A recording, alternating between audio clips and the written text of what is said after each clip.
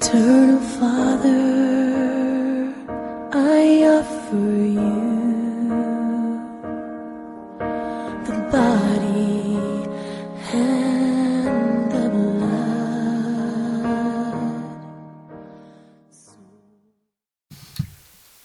Okay, I want us to pray together as I welcome you to this morning devotional session that the Lord has granted unto us. I welcome each and every beloved viewers in this wonderful platform of Lolwe Beyond Deals TV. May God bless you as we fellowship together. Let's pray. In the mighty and holy name of Jesus Christ, Lord, we thank you, we worship you, we glorify you in the mighty name of Jesus. We are humble before you because without you, God, we are nothing, but through you, we are more than conquerors. We want to thank you for this wonderful day. Lord, we want to thank you for the gift of life. Lord, we want to thank you for the joy of salvation. We want to thank you, King of all the glory, for the powerful provision that you have given to us. How we usher in presence, the power of the Holy Spirit in our life. In the mighty and holy name of Jesus Christ, we know for sure that, Lord, you have good plans ahead of us. And that's why we commit everything into your hand. Take full charge as we look to you for dimension of great opportunity and greater authority and provision. May your name be glorified as we hear from you. Thank you and blessed be your holy name. In Jesus' name we pray and believe. Amen. I want us to turn to the Word of God in the book of Acts, Acts of the Apostle, chapter 1, verses 8. Acts of the Apostles, chapter 1, verses 8. And I'll read. The Bible says, "But you shall receive power. After that, the Holy Ghost is come upon you, and you shall be witness unto me both in Jerusalem and in all Judea, in Samaria, and unto the uttermost part of the earth." The topic or the title of my message is God's divine plan unto us. God's divine plan unto us, as I mean believers. God's divine plan. In the book of Acts, Acts is the second book that was written by Luke, the physician. Luke was one of the keen followers, disciples of Jesus Christ. He first wrote the book of Luke, and the second book that he wrote is the book of Acts of the Apostles. And as he was writing the book of Acts, we realized that he was tackling the issues that Jesus Christ was undergoing after the resurrection of Jesus. It started immediately after the resurrection of Jesus. And that is what is in the book of the first 7 chapters. Talks about the apostles, the coming of the Holy Spirit of God, the ascension of Jesus Christ, and 40 days when Jesus walked with his disciples or apostles after his resurrection.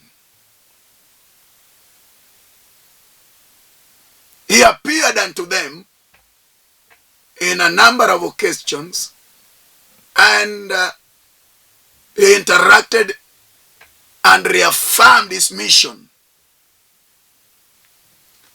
This was happening after a scary scene of his death that disintegrated the unity and the mission that Jesus had entrusted unto the disciples.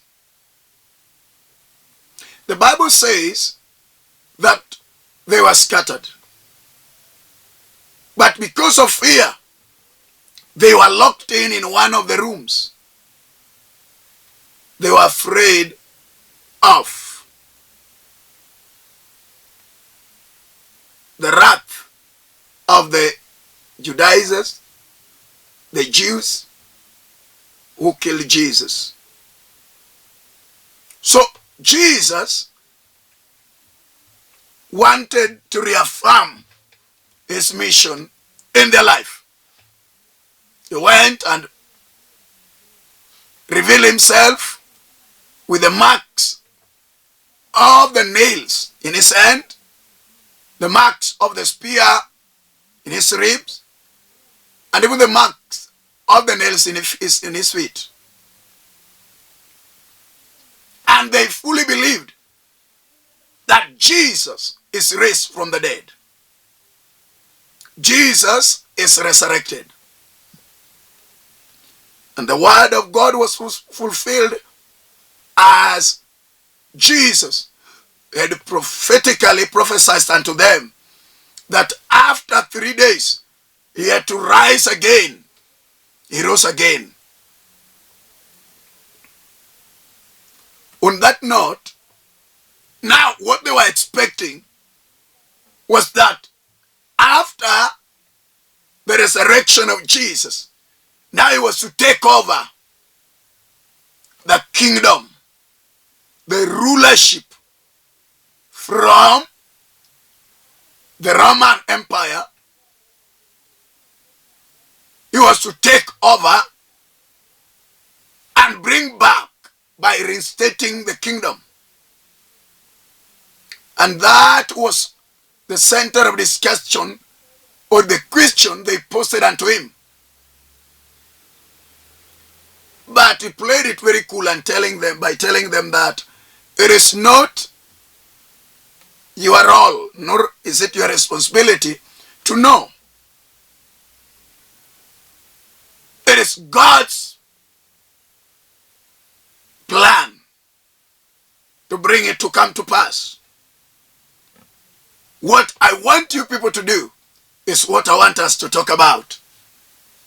After the resurrection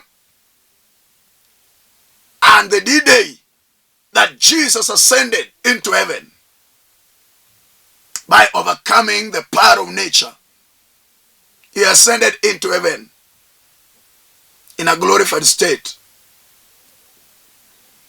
He promised them that when the Holy Spirit, the Holy Ghost, is come,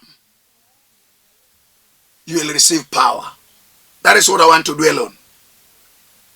What is expected of me and you, so that we may overcome what really affects our relationship with him, what really affects our stand and our faith in this journey of walking with Jesus Christ. Through dispensationalism, we are told that after the coming of Jesus, then God had to send a comforter, a teacher, and a guider. And that is the Holy Spirit, the third person in the Trinity. Holy Spirit is a person. Holy Spirit isn't a force. Holy Spirit isn't a power. No. Holy Spirit, the Holy Ghost, he is the third person in the Trinity. And in a number of occasions, Jesus mentioned about him by saying, I'll not leave you as orphans, but I'll send a comforter, a helper, a guider, a teacher. The Word of God is a mystery, as the Word of God is complex,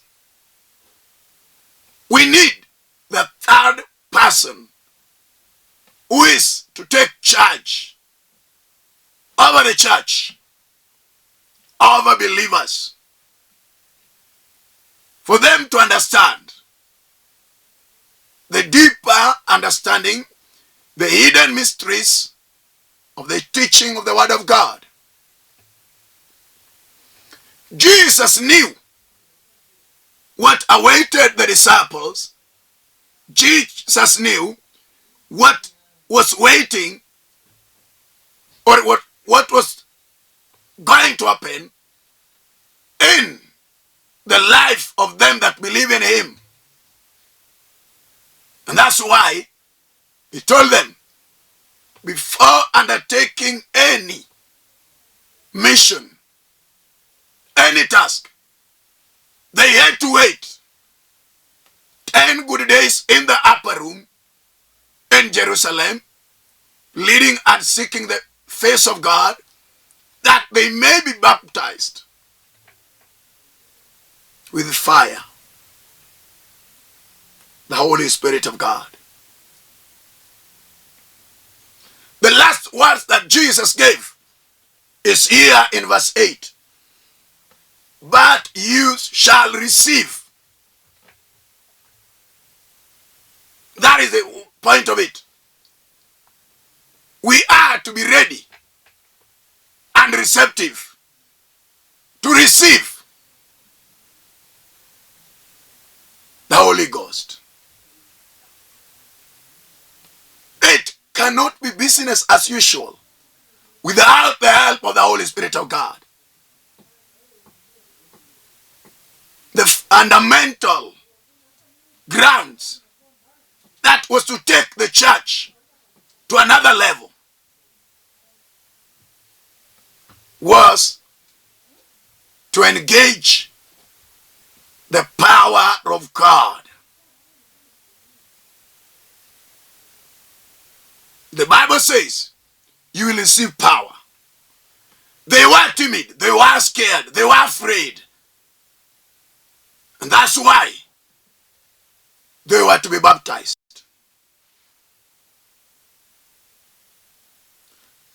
It is very fundamental that if you want to withstand the storm, the challenge, the snares, the traps, the schemes of the enemy, of the devil, we need the baptism of the Holy Spirit of God. Through the Holy Spirit of God,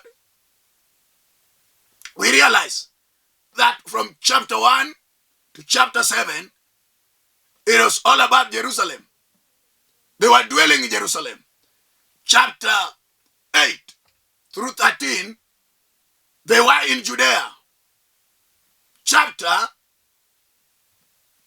14 through 28, the book of Acts, it is Samaria and the outermost part of the world.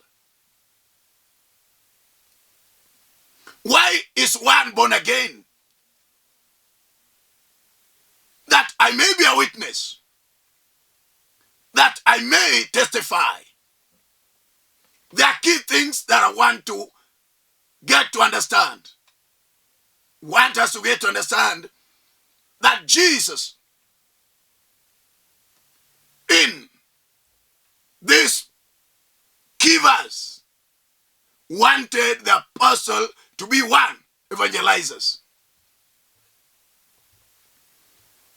They were to carry out the evangelism by reaching people with the word, as it is in the book of Mark, chapter 16, verses 15, that speaks about Go ye to the world. There are scorpions, there are snakes, there are traps, there are arrows, there are armories of the darkened world. And that's why we are to bank on the power of the Holy Ghost.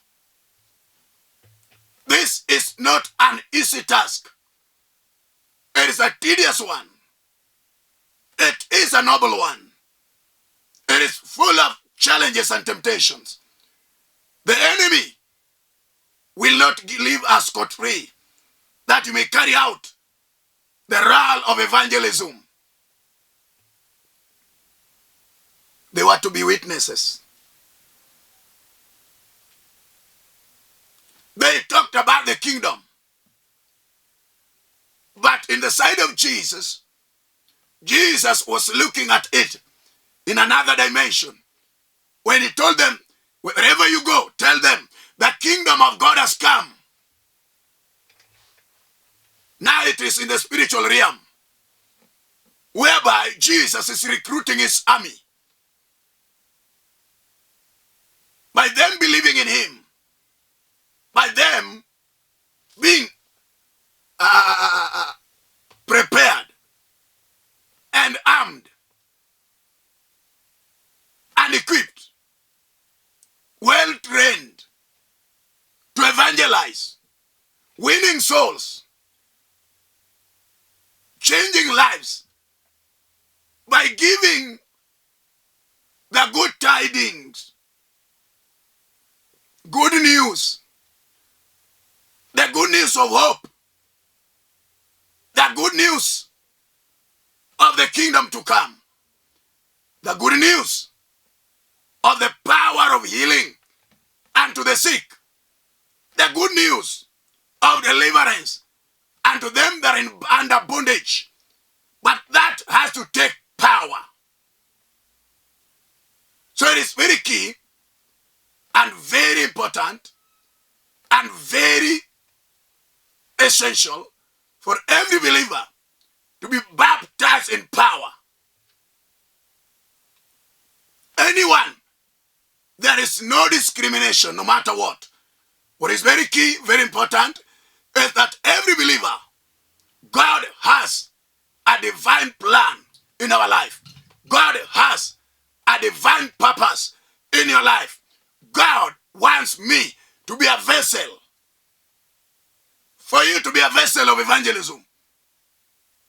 A vessel to be used of God.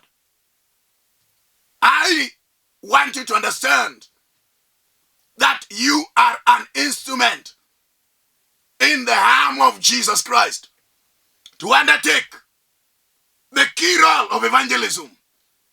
Why are you born again? Why are you called?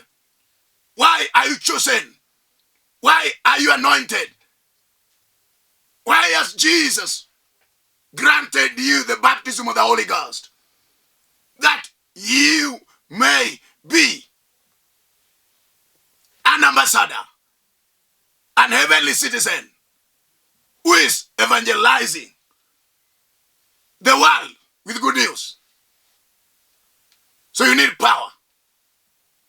You need power to uproot every seed of the enemy. We need power to eject out every kind of territorial spirit.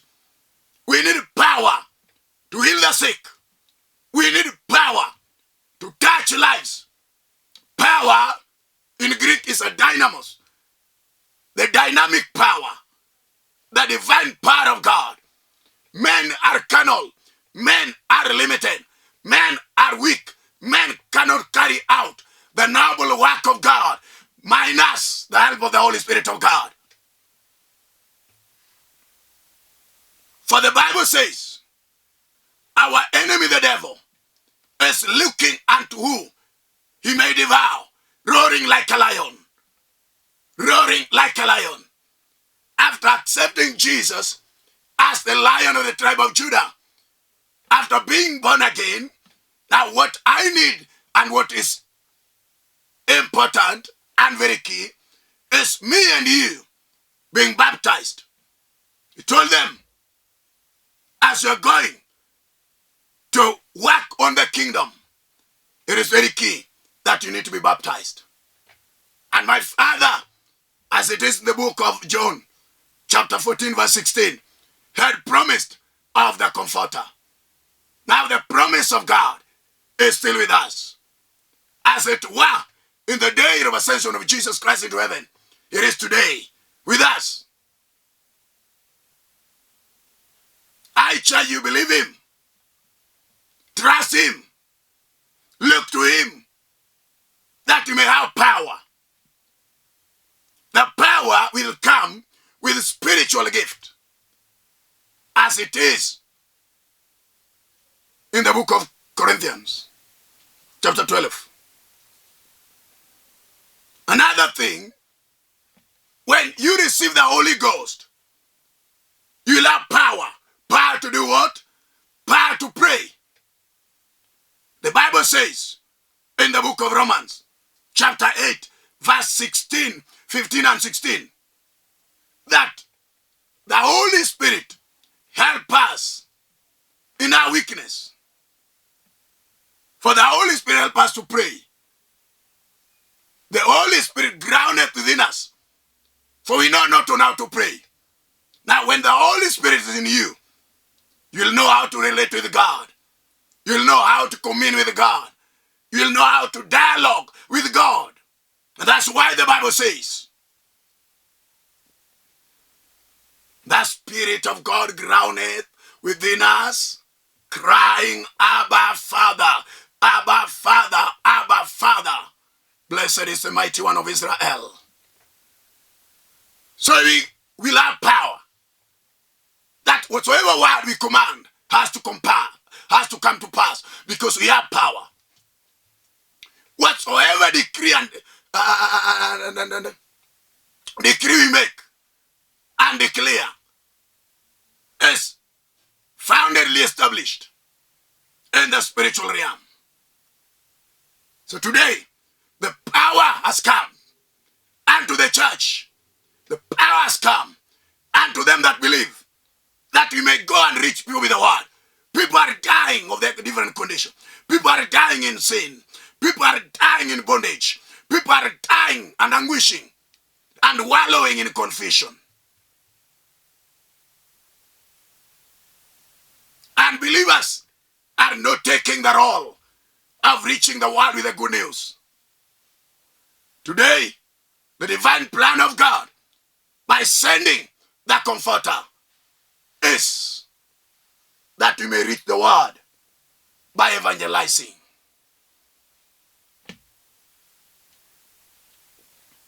By evangelizing. So today,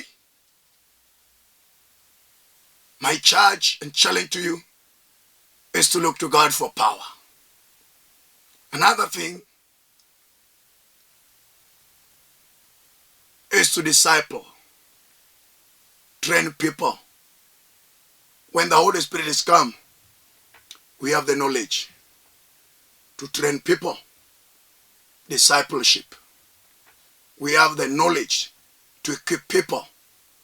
We have the know-how of what is required of any brother, any sister. This is very key and very important. Armies are to be trained so that they may know how to undertake their calling and their duties. He said you'll receive power. Power to raise armies for the kingdom of God.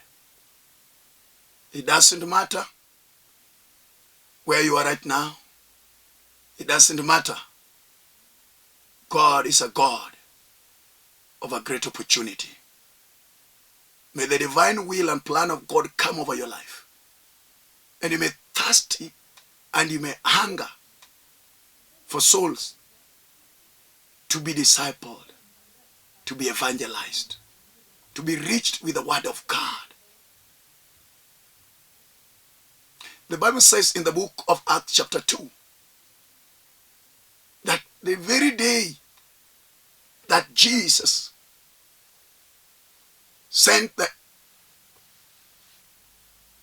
Holy Ghost in the form of the tongue of fire unto the apostles. The Bible says that right away Peter started forthwith preaching the word, and 3,000 people were changed and were born again. They were turned to walk with them. Despite the fact that the entire Judaism, the Jews who were practicing the laws of Moses, the Pharisees who were against the word of God, tried to gag the preaching of the word. They tried to persecute the apostles, but the fire was too much. Miracles were happening all over.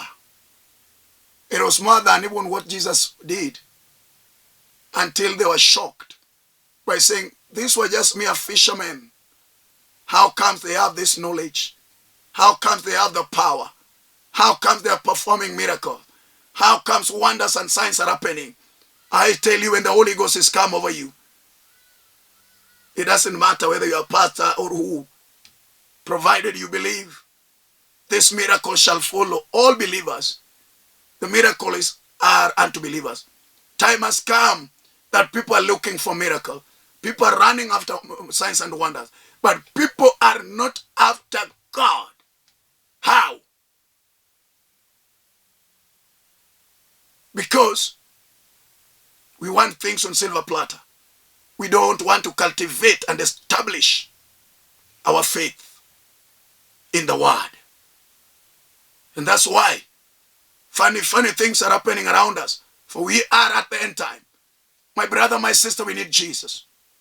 That Jesus may grant us power, that he may step over scorpion, that he may step over snakes, that he may step over poisons, that he may bring people out of the bondage and the cages of the enemy. The enemy has got no power. The devil has got no power. Jesus has given us power, that he may now set people loose and free from bondage, from sicknesses, from confusion, from all sorts of the darkened plan. The power has come. Let's look to God from now onwards, that we may have the power to witness unto Judea, unto Jerusalem, unto Samaria, unto the outermost part, that the word of God may change lives and may deliver people. I glorify the mighty one of Israel, for he has given us power. He has elevated us now. He has anointed us. He has equipped us, that now we may make his kingdom known and declare his divine will and plan. We thank you, Jesus. We glorify you for great things you're doing. You're marvelous. You're wonderful. And to them that believe, allow Jesus to empower you. Allow Jesus to touch your life. Allow Jesus to use you. Allow Jesus to equip you. Allow Jesus to anoint you. You are special and precious in the eyes of God. The Lord wants to use you for his own glory and honor. May these words touch your life. May the words of my tongue that the Lord has really vested in my heart touch you and elevate you to another level, that Jesus is looking after you.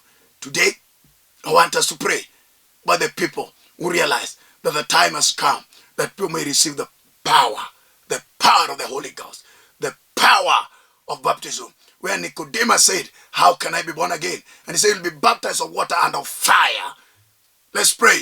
Jesus, in the mighty name of your power and authority, may your will be done as the church is being equipped. Before you coming to take the church, we may be empowered to go out and witness to the people, that they may know your authority and your power and your healing and your divine plans in our life. May your name be glorified. In Jesus' mighty name, we pray and believe.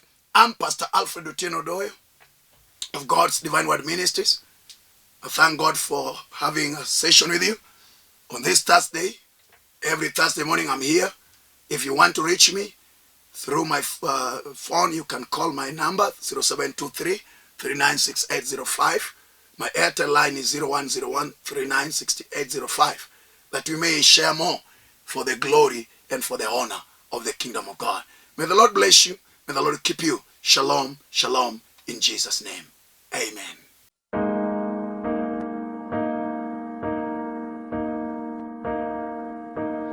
Eternal Father, I offer you